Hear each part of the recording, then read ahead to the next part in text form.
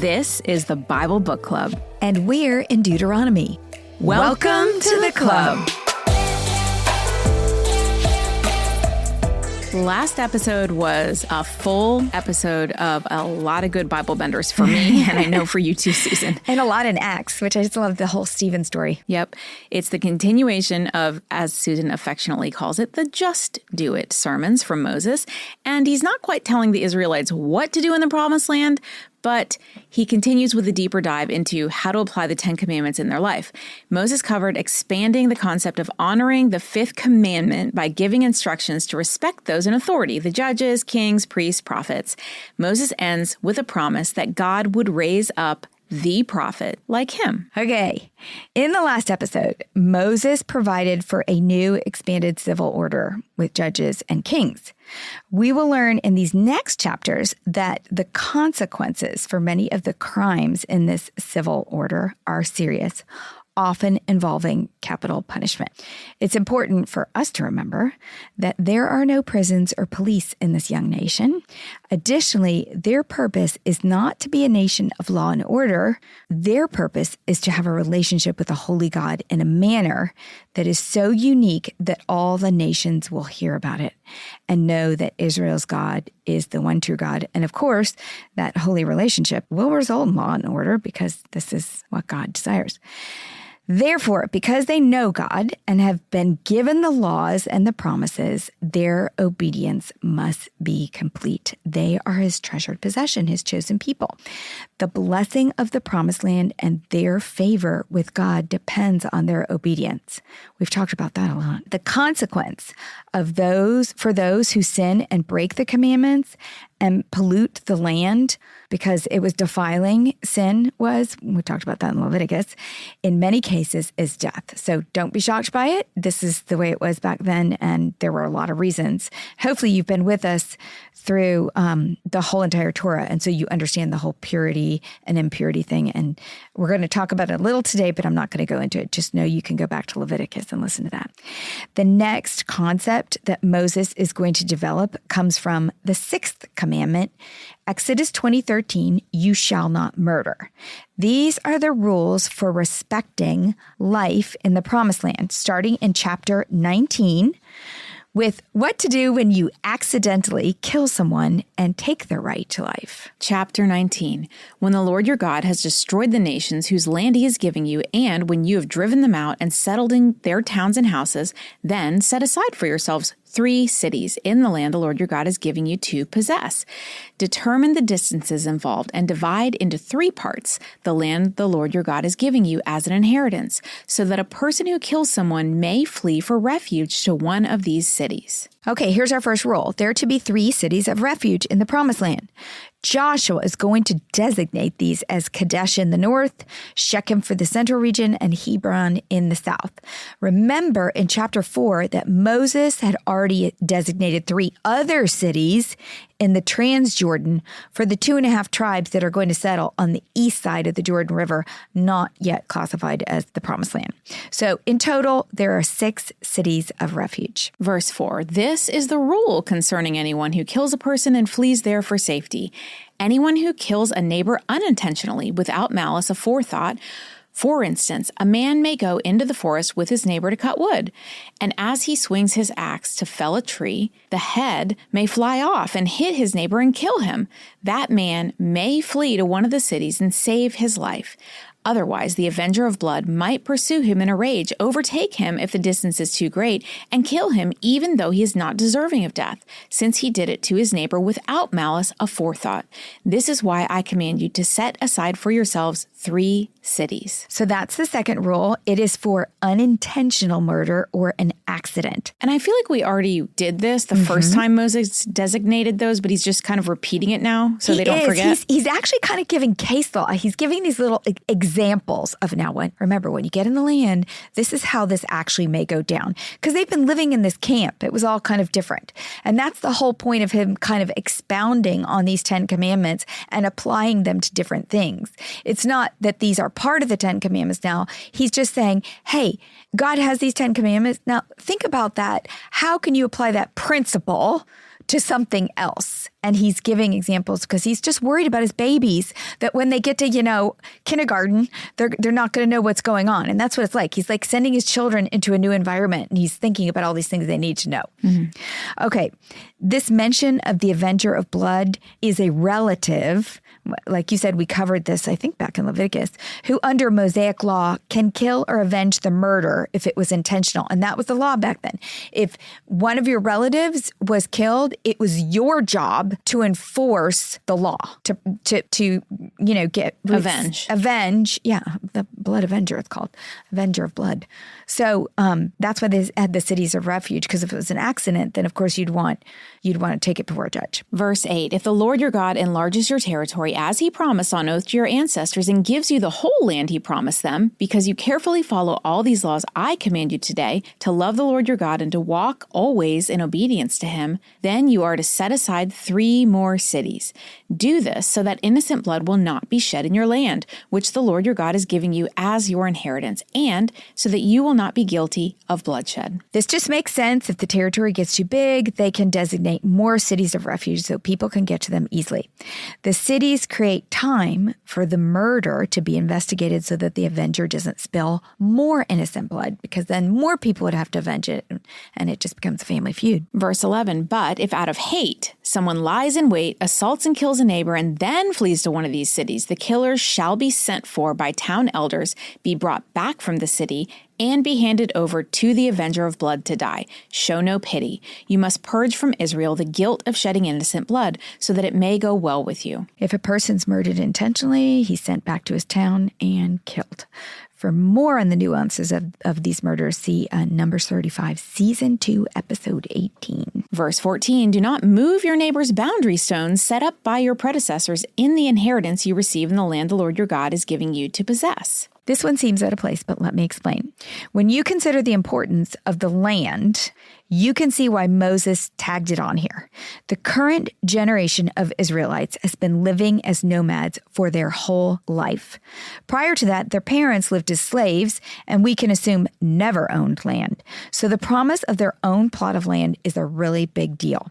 God specifies that the land he's giving is also their inheritance from him, and it will be allocated by tribe, by clan, and then by family. As an inheritance, it is that family's land forever. It is also their primary means to economic security. Hence, it is a threat to their quality of life. And this whole section is about, murder, but also protecting life. To move a boundary stone was stealing the land that as a family inheritance affected the lives of generations to come.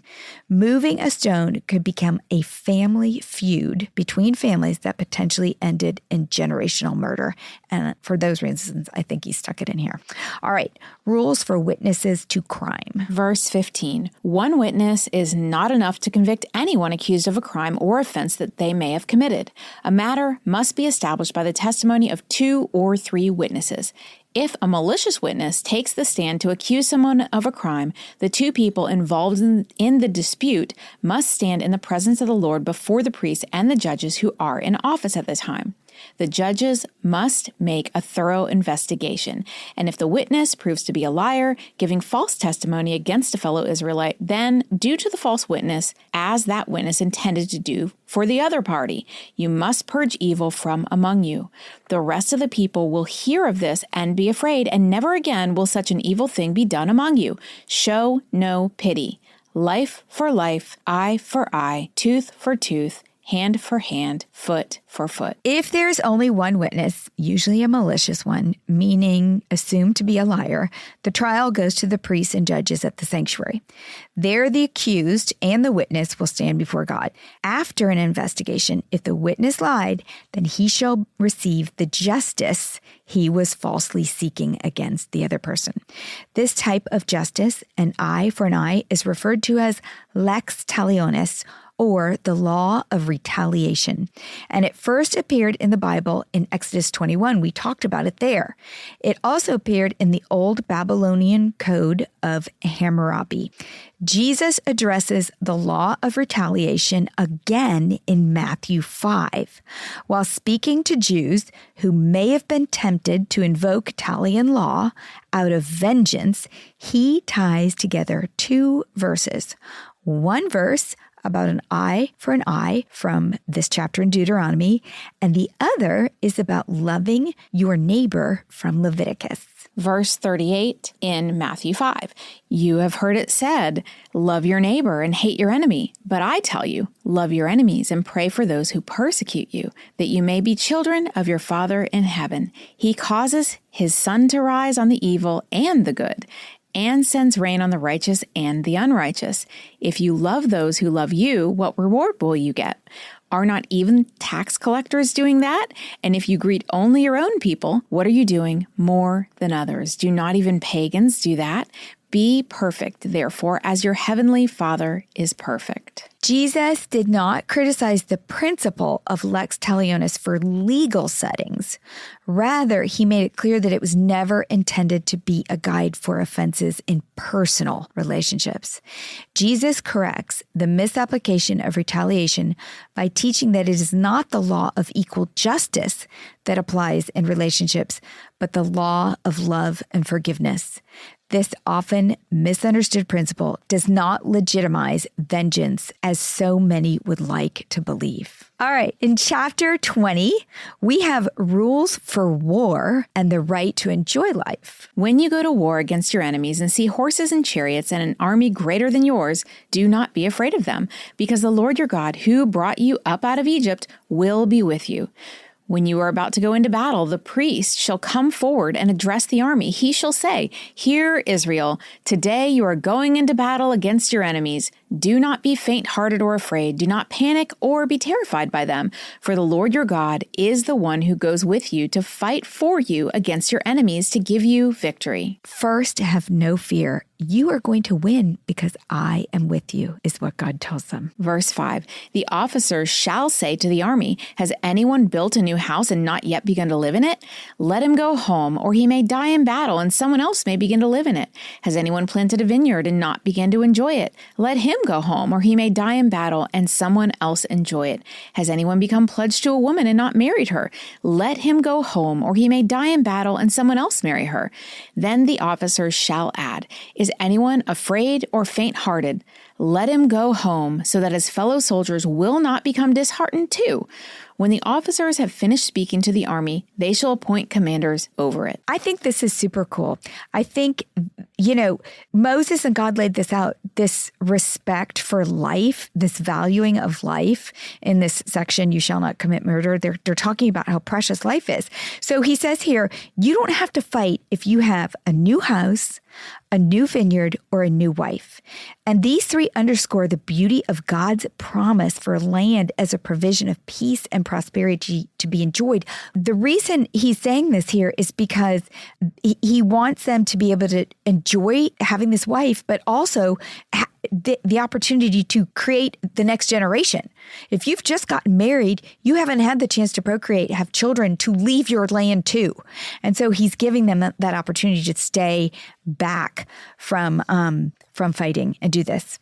Or they can just stay home because they're afraid, because that affects the other soldiers. And then there's panic spreading throughout the entire camp. The third principle applies to the cities that are not inhabited by Canaanites. So these rules are for cities that aren't Canaanite cities. Verse 10, when you march up to attack a city, make its people an offer of peace. If they accept and open their gates, all the people in it shall be subject to forced labor and shall work for you. If they refuse to make peace and they engage you in battle, lay siege to that city. When the Lord your God delivers it into your hand, put to the sword all the men in it. As for the women, the children, the livestock, and everything else in the city, you may take these as plunder for yourselves, and you may use the plunder the Lord your God gives you from your enemies. This is how you are to treat all the cities that are at a distance from you and do not belong to the nations nearby. The terms of this peace offering are for forced labor, not equality. In other words, we are taking you over. You don't have a choice. If they do not agree to the terms, it's war, and all the men are to be killed. The Israelites can keep the women, children, and livestock. The fourth principle applies to war with the Canaanites. However, in the cities of the nations the Lord your God is giving you as an inheritance, do not leave alive anything that breathes. Completely destroy them, the Hittites, Amorites, Canaanites, Perizzites, Hivitites, and Jebusites, as the Lord your God has commanded you. Otherwise, they will teach you to follow all the detestable things they do in worshiping their gods, and you will sin against the Lord your God. When you lay siege to the city for a long time, fighting against it to capture it, do not destroy its trees by putting an axe to them, because you can eat their fruit. Do not cut them down. Are the trees people that you should besiege them? However, you may cut down trees that you know are not fruit trees. Use them to build siege works until the city at war with you falls. The Canaanites are a different situation altogether. We know that the reason for their total annihilation is a spiritual one.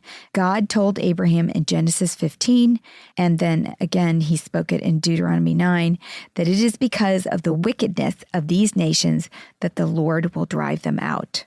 And because they and their worship of other gods was so vile, it included child sacrifice and prostitution, that they would be a temptation to Israel, and therefore they should be eliminated. Chapter 21 first speaks about the atonement for an unsolved murder. If someone is found slain, lying in a field in the land the Lord your God is giving you to possess, and it is not known who the killer was, your elders and judges shall go out and measure the distance from the body to the neighboring towns. When the elders of the town nearest the body shall take a heifer that has never been worked and has never worn a yoke, and lead it down to the valley that has not been plowed or planted, and where there is a flowing stream. There in the valley they are to break the heifer's neck. The Levitical priest shall step forward, for the Lord your God has chosen them to minister and to pronounce blessings in the name of the Lord, and to decide all cases of dispute and assault. Then all the elders of the town nearest the body shall wash their hands over the heifer whose neck was broken in the valley, and they shall declare, our hands did not shed this blood, nor did our eyes see it done, except this atonement for your people Israel, whom you have redeemed, Lord, and do not hold your people guilty of the blood of an innocent person. Then the bloodshed will be atoned for, and you will have purged from yourselves the guilt of shedding innocent blood, since you have done what is right in the eyes of the Lord. We have talked about atonement a lot in our journey through the Torah. Atonement means to make amends for a wrong, to turn away God's wrath, and to restore the relationship with him. So when we sin, especially the Israelites, we have Jesus, totally different story, but back then, when they sinned, it created wrath in God. He could not look upon sin, and they had to atone for it. And they did that by sacrificing in the tabernacle. In this case, they're spread out. Moses is like saying you're going to be spread out, and you're not going to be near the tabernacle. But in the case of they come upon someone who's been murdered, okay, well, they can't kill his murderer because they don't know who it is. And so they have to atone for it in a different way.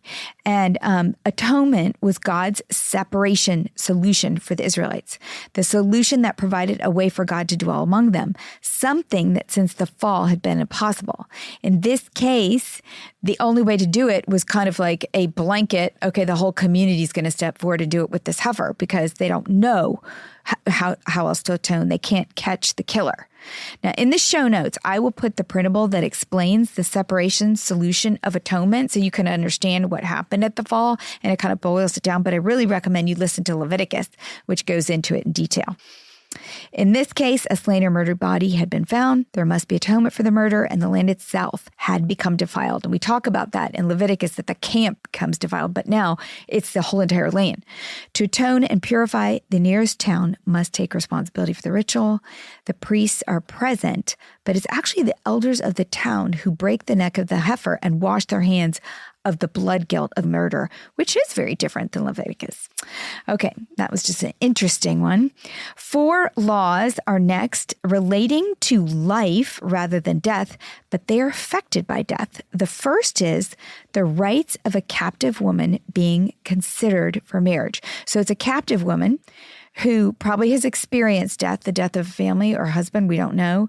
And she's being considered for marriage, which it affects her life. So a little nuance there in the thou shalt not murder. Verse 10, when you go to war against your enemies and the Lord your God delivers them into your hands and you take captives, if you notice among the captives a beautiful woman and are attracted to her, you may take her as your wife.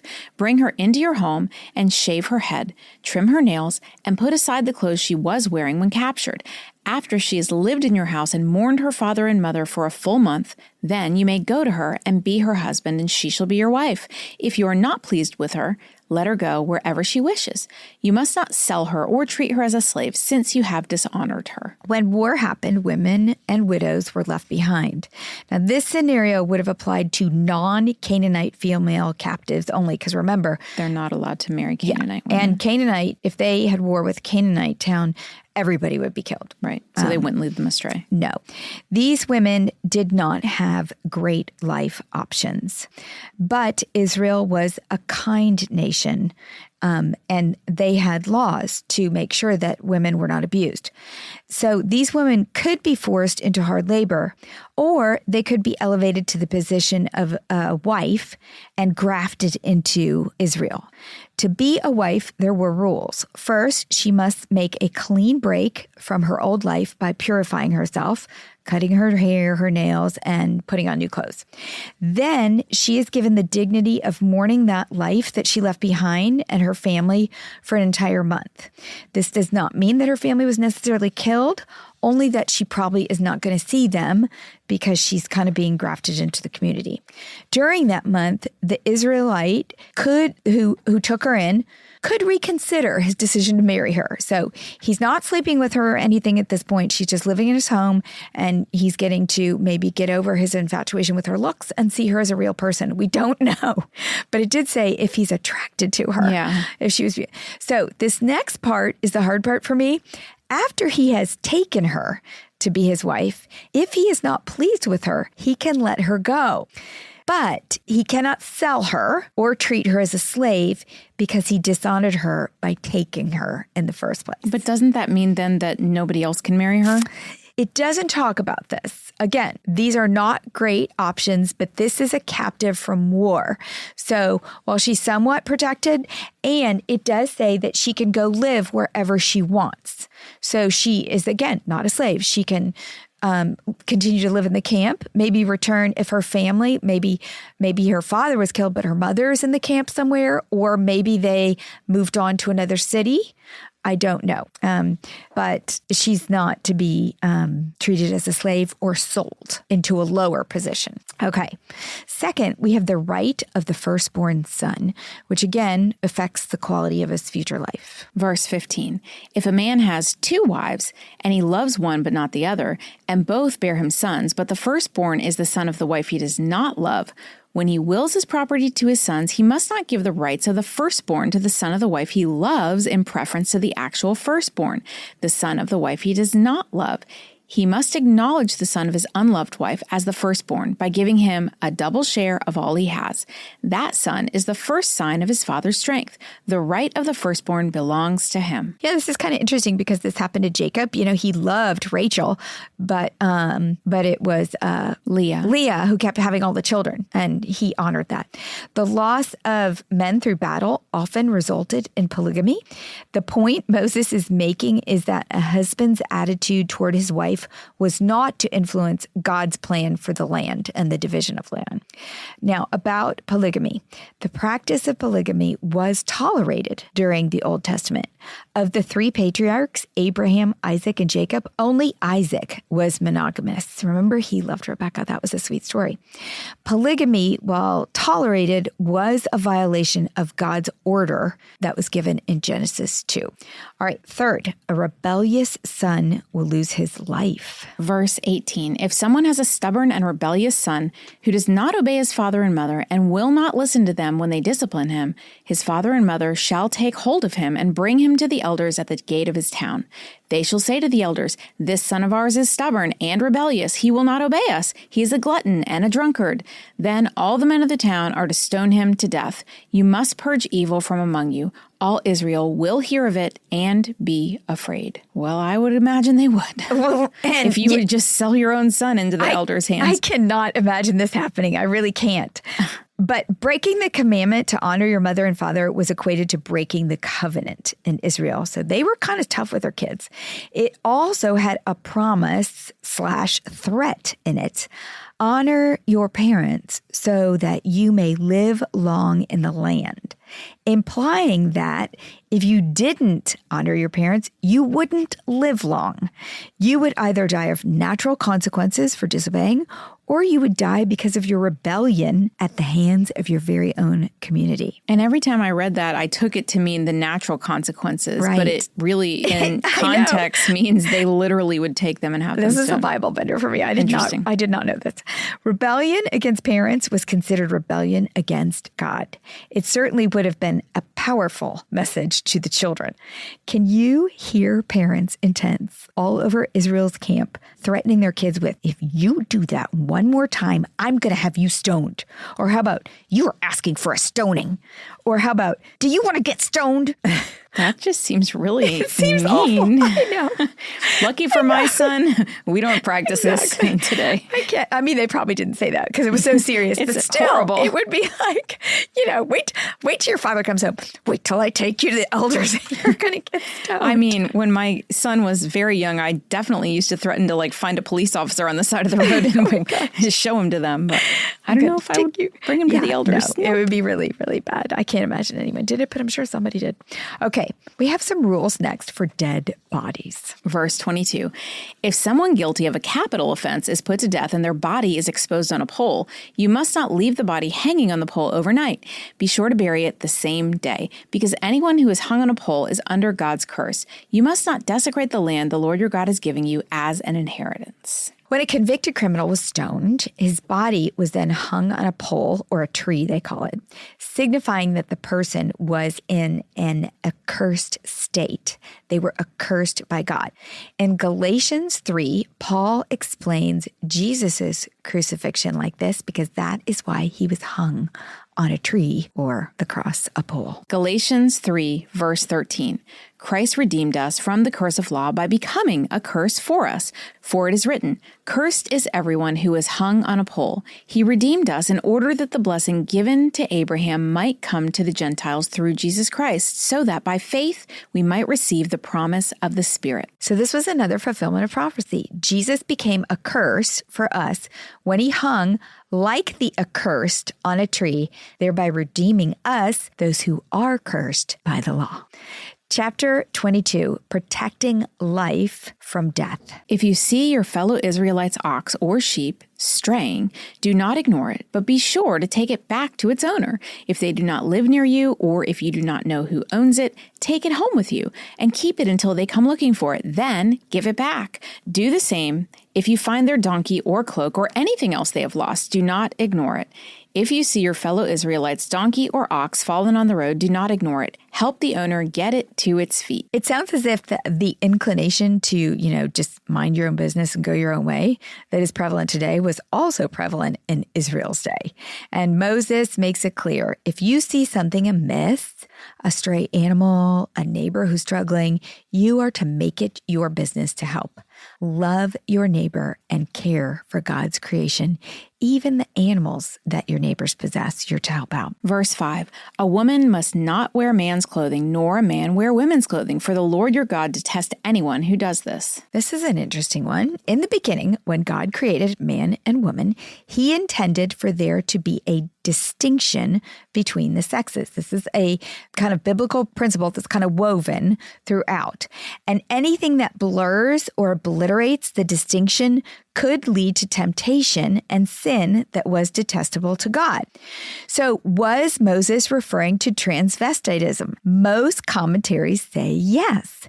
There are known examples of transvestite practices in both Canaanite and Mesopotamian worship that could have prompted Moses to warn about it. Verse 6, if you come across a bird's nest beside the road, either in a tree or on the ground, and the mother is sitting on the young or on the eggs, do not take the mother with the young. You may take the young, but be sure to let the mother go, so that it may go well with you and you may have a long life. When you build a new house, make a parapet around your roof so that you may not bring the guilt of bloodshed on your house if someone falls from the roof. The preservation of life is the focus for both of these cases. Long life for the mother bird and for anyone up on your roof is the goal. Moses' exposition of the sixth commandment, you shall not murder, is longer than any of the others and highlights how important the issue of life and death would be in the Promised Land. Because in God's eyes, life is precious. In Genesis, he created us in his own image. In Psalms, he knit us together so that we are fearfully and wonderfully made. In John, he so loved us that he gave us his only son so that we may have eternal life with him. Therefore, committing murder was taking away that right to life. It was taking away something that belonged to God because he created that life. And I think the irony in all of it is that Moses actually had committed murder at one point. Oh, exactly. He was one of those people who would have been stoned. He understood this.